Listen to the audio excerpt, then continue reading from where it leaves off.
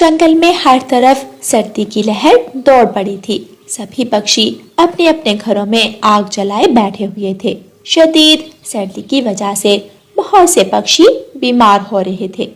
हाय हाय कालू जी, मुझे लगता है मैं नहीं बचूंगी, मैं तो गई। इतनी जल्दी कहाँ जाने वाली हो तुम? इतनी अच्छी किस्मत नहीं है मेरी। क्या कहा? मुझे पहले ही पता था अगर मैं मर गई तो आप दूसरी शादी कर लेंगे। हाय मेरी फूटी किस्मत। कालू जी याद रखना, अगर शादी कर भी ली ना तो मैं मरकर भी आपका पीछा नहीं छोड़ूंगी। भूत बनकर डराया करूंगी मैं आपको। अच्छा अच्छा बस कर दो, अभी ऐसा कुछ नहीं हुआ है। जा रहा हूँ मैं दवा लेने। आई बड़ी भूत बनकर डराने वाली। कालू कौवा बुलबुल डॉक्टर से दवा लेने के लिए चला जाता है। हाय हाय, लोगों के पति इतने अच्छे होते हैं, इतना ख्याल करते हैं अपनी पत्नियों का, और एक मेरा है। हाय मेरा सर। गोरी कौवी हर वक्त बोलती रहती। बुलबुल डॉक्टर, मेरी पत्नी को ठंड लगी है, दवा बना दे।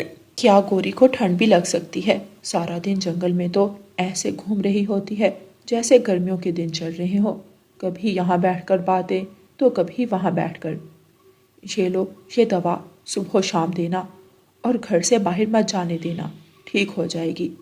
अगर घर में रहेगी तो उसको भी थोड़ा आराम मिलेगा और जंगल वालों के दिमागों को भी। अब आप मेरी पत्नी की इतनी भी इंसल्ट ना करें। हाँ, इतनी भी बुरी नहीं है मेरी गोरी पत्नी जी। ऐसे कहकर कालू कौवा वहां से दवा लेकर चला जाता है। रानो चिड़िया भी कुकू को लेकर बुलबुल डॉक्टर के पास आती है। ये कालू भैया इतना क्यों बोल रहे थे? गोरी की दवा लेने आया था। कुकू को तो बुखार लग रहा है। हाँ बुलबुल बहन, कुकू कल से ही निढाल पड़ा था। इसे ठंड लग गई है, मैंने इसे दवा दे दी है। इसे घर जाकर गर्म पानी भी पिलाएं और हवा लगने से बचाएं। रानो चिड़िया भी दवा लेकर वहां से चली जाती है। रात हो जाती है, ठंड और भी बढ़ जाती है। मम्मा, मुझे ठंड लग रही है। कुकू के ऊपर एक फटा हुआ कंबल था जिसे कुकू खुद को ढांप नहीं पा रहा था। कुकू बेटा मेरे साथ हो जाओ। रानो चिड़िया कुकू को अपने पंखों में छुपा लेती है, मगर कुकू तो कांपे जा रहा था। कुकू का बुखार और भी बढ़ जाता है। ऐ ऊपर वाले, क्या करूं मैं? कुकू बेटा आप लेट जाओ, मैं आपके ऊपर घास डाल दे। रानो चिड़िया कुकू पर घास डालती है। मुझे कुछ करना होगा। कुकू बेटा घबराओ मत, मैं अभी आती हूँ। मैं गोरी बहन से आपके लिए कंबल लेकर आती हूँ। रानो चिड़िया अपने घर से निकलती है और गोरी कौवी के दरवाजे पर दस्तक देती है। ना जाने इतने खराब मौसम में इस समय कौन आ गया है। कालू जी जाएं और जाकर देखें कौन है। सुबह से सारे काम मुझसे ही करवा रही हो, अब खुद भी हिल जाओ। आपको पता है मैं बीमार हूँ। तुम्हारी ये जुबान तो बीमार नहीं होती। क्या कहा? कुछ नहीं, मैंने कहा जा रहा हूँ। रानो चिड़िया फिर से दरवाजे पर दस्तक देती है। आ रहा हूँ, आ रहा हूँ। कालू कौवा दरवाजा खोलता है। रानो बहन आप? कालू भैया, क्या आपके घर में कंबल है? मेरा बेटा बहुत बीमार है, प्लीज मुझे एक रात के लिए कंबल उधार दे दे। मैं गोरी से पूछ कर आता हूँ। गोरी, एक कंबल रानो चिड़िया को दे दो, उसका बेटा कुकू बीमार है, कल वापस कर जाएगी। वो कंबल जो मेरी माँ मेरे लिए लाई थी, वो नया कंबल मैं इस रानो चिड़िया को दे दूं? दिमाग तो ठीक है तुम्हारा? मेरे सर में पहले ही बहुत दर्द है, मेरा सर फट रहा है, तुम मेरा दिमाग मत खराब करो। कालू कौवा बाहर जाता है। रानो बहन, वो गोरी की तबीयत ठीक नहीं है, वो कंबल तो गोरी ने ही रखा है, मुझे माफ करना। इतना कहकर कालू कौवा दरवाजा बंद कर लेता है। ये गोरी भी किसी के काम नहीं आती। रानो चिड़िया मायूस होकर वहां से चली जाती है। रानो चिड़िया अपने बेटे को अपने पंखों में छुपा लेती है। वो रात यूं ही गुजर जाती है। सुबह हो जाती है।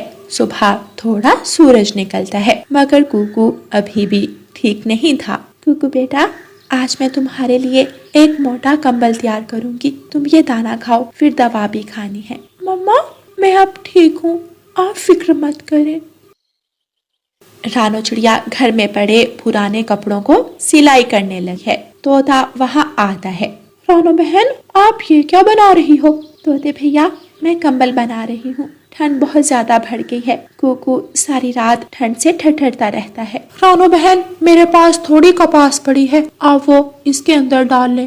तोता जाता है और कपास लेकर आ जाता है। रास्ते में उसे कबूतर मिलता है। तोते, ये कपास कहाँ लेकर जा रहे हो? तोता सारी बात कबूतर को बताता है। मेरे पास बहुत सारी लकड़ियाँ हैं, मैं भी लकड़ियाँ लेकर आता हूँ। कबूतर अपने घर चला जाता है और तोता कपास लेकर रानो चिड़िया के पास जाता है। कुछ देर बाद कबूतर भी लकड़ियाँ लेकर चिड़िया के घर आ जाता है। रानो बहन, ये लकड़ियाँ रख लो, और अगर किसी और चीज की जरूरत हुई तो जरूर बता। कबूतर भैया, जब आप जैसे अच्छे दोस्त हों तो कोई भी मुश्किल नहीं रहती। अगर आपका घर हमारे घर के पास होता तो आपको रात इतनी मुश्किल भरी ना गुजारनी पड़ती। आप दोनों का बहुत बहुत शुक्रिया। अब तो कुकू भी ठीक है। आप बैठे, मैं आपके लिए मजेदार पकोड़े बनाती हूँ। और साथ में गर्मा गर्म चाय। हाँ हाँ जरूर। रानो चिड़िया चाय और पकोड़े बनाती है और वो सब मिलकर चाय पीते हैं और मजेदार पकोड़े खाते हैं और मीठी मीठी गपशप लगाते हैं। प्यारे दोस्तों, इस सर्दी के मौसम में अपने इर्द गिर्द मौजूद लोगों की मदद करें, उनका ख्याल रखें। हो सकता है आपकी छोटी सी मदद किसी की जिंदगी संवार दे। सर्दियों का मौसम शुरू हो गया था। कालू कौवा और गोरी कौवी अपने घर में बैठे बातें कर रहे थे।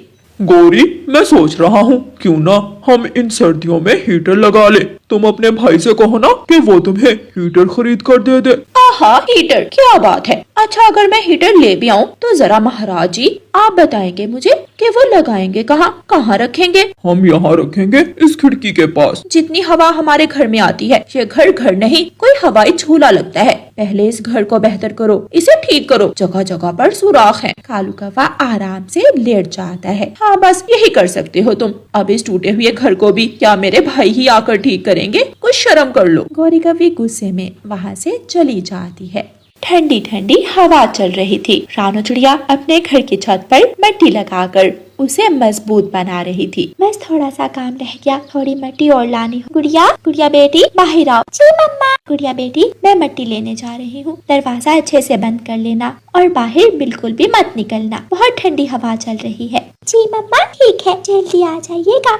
रानो चिड़िया मिट्टी लेने के लिए चली जाती है। रानो चिड़िया जब नदी के पास जाती है तो वहाँ से मिट्टी खत्म हो चुकी थी। यहाँ तो मिट्टी नहीं है, अब मुझे मिट्टी कहाँ से मिलेगी? फाख्ता बी से पूछ कर आती हूँ। रानो चिड़िया वहाँ से उड़ती है और फाख्ता बी के घर जाती है। माँ जी, हमारी नदी के पास मिट्टी खत्म हो गई है। मुझे घर की छत पर लगाने के लिए मिट्टी की जरूरत थी। क्या आप मुझे बता सकती हैं कि मिट्टी कहाँ से मिलेगी? रानो बेटी, तुम्हें मिट्टी किसान के खेत से मिल जाएगी। जब किसान हल चलाते हैं तो मिट्टी आसानी से उठाई जा सकती है। जब किसान हल चलाएगा तो तुम मिट्टी ले आना। शुक्रिया माँ जी। जब मैं जवान थी तो मैं भी तुम्हारी तरह अपने घर का बहुत ख्याल रखा करती थी, मगर अब देखो कैसे मेरे घर की छत खराब हो रही है और अब मुझ में हिम्मत ही नहीं रही काम करने की। फाख्ता भी, आप परेशान ना हो, मैं आपके घर की छत पर भी मिट्टी लगा दूंगी। जीती रहो रानो बेटी। रानो चिड़िया किसान के खेत की तरफ जाती है। किसान अपने खेत में हल चला रहा था। किसान, क्या मैं आपके खेत से थोड़ी मिट्टी ले लूं? हाँ, छोटी चिड़िया, ले लो। रानो चिड़िया अपने पंखों से टोकरी में मिट्टी डालती है और अपने घर लौट आती है। रानो चिड़िया वो मिट्टी अपने घर की छत पर लगा लेती है। मिट्टी तो लग गई, लेकिन मुझे लगता है मेरे घर की दीवारें भी है और मिट्टी मैंने ज्यादा लगा दी है। ऐसा सोचते हुए रानो चिड़िया फाख्ता बी के घर जाती है। फाख्ता बी, मैं आई हूँ। रानो चिड़िया फाख्ता बी घर से बाहर आती है। फाख्ता बी, क्या मिट्टी छत पर लगा दूं? हाँ बेटी, लगा दो। रानो चिड़िया बूढ़ी फाख्ता की छत पर मिट्टी लगाने लगी है। फाख्ता भी रानो चिड़िया को मिट्टी लगाते हुए देख रही थी। रानो बेटी, इतनी ज्यादा मिट्टी लगाने से तो घर गिर जाएगा। माँ जी, मैंने अपने घर की छत पर तो इससे भी ज्यादा मिट्टी लगाई है। मैंने पहले कभी मिट्टी नहीं लगाई। मुझे लगा मिट्टी ज्यादा लगाने से हमारी छत ज्यादा मजबूत हो जाएगी, मगर इसकी कमजोर दीवारों के बारे में मैंने ख्याल ही नहीं किया। रानो बेटी, तुमने मेरी मदद की, बदले में मैं भी तुम्हें कुछ देना चाहती हूँ जो मैंने बहुत अरसे से संभाल कर रखा हुआ था। मगर माँ जी, मुझे कुछ नहीं चाहिए। अगर तुम ये रख लोगी तो मुझे अच्छा लगेगा। ना जाने कब सांसें रुक जाए, ये ना हो ये गलत हाथों में लग जाए। मगर ऐसा क्या है? ये लो बेटी, ये एक बीज है और ये बीज हर 1 साल बाद आपकी एक विश पूरी किया करेगा। आप जो भी मांगो आपको मिलेगा। 1 साल पूरा होने ही वाला है, फिर आप जो चाहो इस बीज से मांग लेना। रानू चिड़िया खुश हो जाती है और वो बीज लेकर अपने घर चली जाती है। रानू चिड़िया उस बीज को संदूक में रख देती है। कालू जी, कोई काम तो तुम कर नहीं सकते, एक प्लान है मेरे पास। वो कैसा प्लान? क्यों ना हम रानू चिड़िया का घर ले लें। क्या वो पागल है जो हमें घर देगी? देगी नहीं, हम छीन लेंगे। जब वो दाना लेने जाएगी तो हम उसके घर पर कब्जा कर लेंगे। अगले दिन जब रानू चिड़िया दाना लेने जाती है तो गोरी और कालू उसके घर आ जाते हैं। अब ये घर हमारा है, सिर्फ हमारा। गौरी आंटी, आप ये क्या कह रही हैं? ये घर हमारा है, ये मेरी मम्मा ने बहुत मेहनत से बनाया है। अरे अरे, ये मिर्ची यहाँ है, चल निकल यहाँ से बाहर। गुड़िया को घर से बाहर निकाल देती है। गुड़िया रोने लगे। गौरी आंटी, हमारा संदूक हमें दे दे, उसमें मेरी नानों की चीजें हैं। गौरी कव्वी संदूक खोलकर देखती है। हाँ हाँ, बहुत बड़े बड़े खजाने हैं इस संदूक में। गौरी कव्वी संदूक उठाकर बाहर फेंक देती है। शाम हो जाती है। तेज हवा के साथ ही बारिश शुरू हो जाती है। मम्मा, आप कहाँ हैं? मुझे बहुत सर्दी लग रही है। रानू चिड़िया भी दाना लेकर आ जाती है। वो गुड़िया को घर से बाहर देखकर परेशान हो जाती है। गुड़िया बेटी, आप यहाँ क्यों खड़ी हैं? मम्मा, उन कौवों ने हमारे घर पर कब्जा कर लिया है। गुड़िया बेटी, आप परेशान मत। वैसे भी हम ये घर छोड़कर जाने ही वाले थे। मगर मम्मा, हम जाएंगे कहाँ? कहीं ना कहीं कुछ मिल ही जाएगा, मगर ये घर सुरक्षित नहीं है। रानू चिड़िया देखती है तो उस संदूक से रोशनी निकल रही थी। मुझे लगता है विश मांगने का समय हो गया है। ऐ हमारे प्यारे बीज, हमें एक सुंदर घर दे दे ताकि हम इस बारिश से बच सके।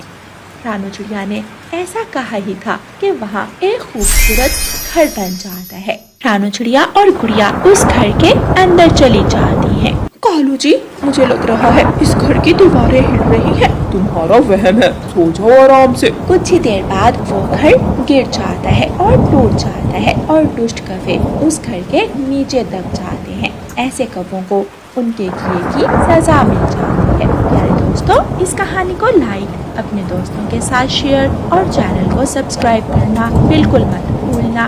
आपका धन्यवाद।